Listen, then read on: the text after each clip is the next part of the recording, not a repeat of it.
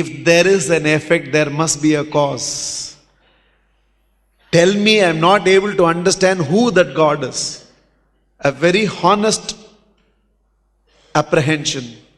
There's nothing to discuss, like the Rig Veda says. We don't know what it is, but we know it is. If there is an effect, there must be a cause.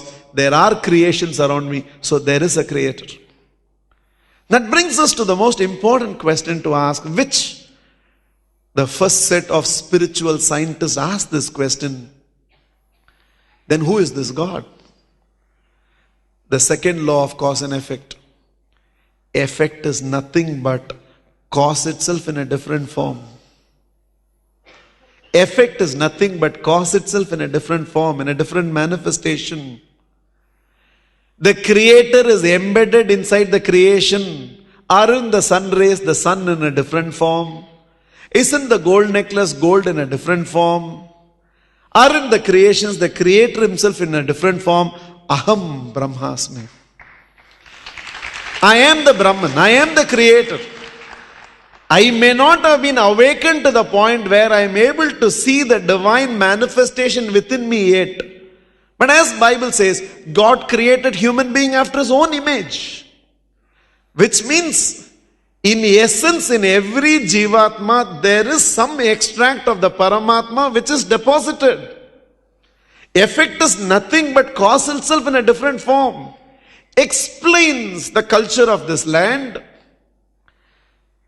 When they tell you everything should be worshipped.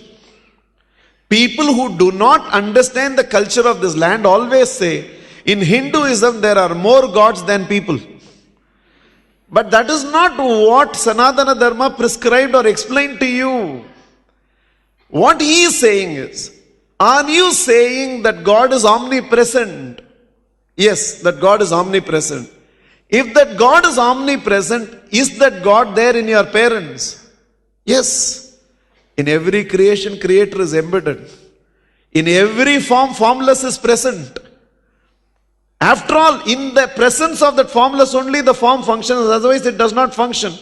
So in my parents also that formless is present. Then God is present in your parents, which means your parents are God, worship them. Is it present in your children? Yes. Then even children must be worshipped. Is it there in your spouse? Spouse must be worshipped. Is it there in your money? Oh, definitely there. Lakshmi must be worshipped. Is it there in my books? Yes, Saraswati must be worshipped. Is it there in the equipment? Yes, Durga must be worshipped. That is why in this one country even name board is worshipped. Bike is worshipped. Bull is worshipped. Cow is worshipped. Buffalo is worshipped. Because if you say the creation is nothing but creator embedded. If you say the effect is nothing but cause itself in a different form, which means every creation is creator in a different manifestation, then in what the creator is not there? And if the creator is in everything, what cannot be worshipped? Is it there in the moon? Yes, worship it. Is it there in the sun? Yes, worship it. Is it there in the stars? Yes, worship it. Is it there in fire, air, water, space, earth? Yes, worship everything. Is it there in the snake? Is it there in the tree? Is it there in the rivers? Is it there in the mountains? Is it there in the valleys? Yes, worship everything. And he had the courage to ask this question. Is it there in you? Yes, even in me that formless is there. That is why I am functioning.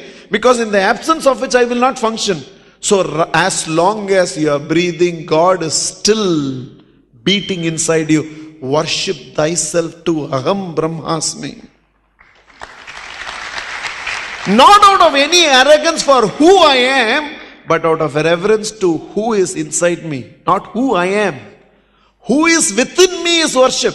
So when I bow down to you, I am not bowing down to your MBBS. I am not bowing down to your CA. I am not bowing down to your MBBS BE. I am not bowing down to the money. I am bowing down to the divine presence within you. That is why it said, I in spirit and you in spirit are one and the same. I respect the God in you, and please respect the God within me. We may be playing all the fool outside, but deep inside there is a divine presence.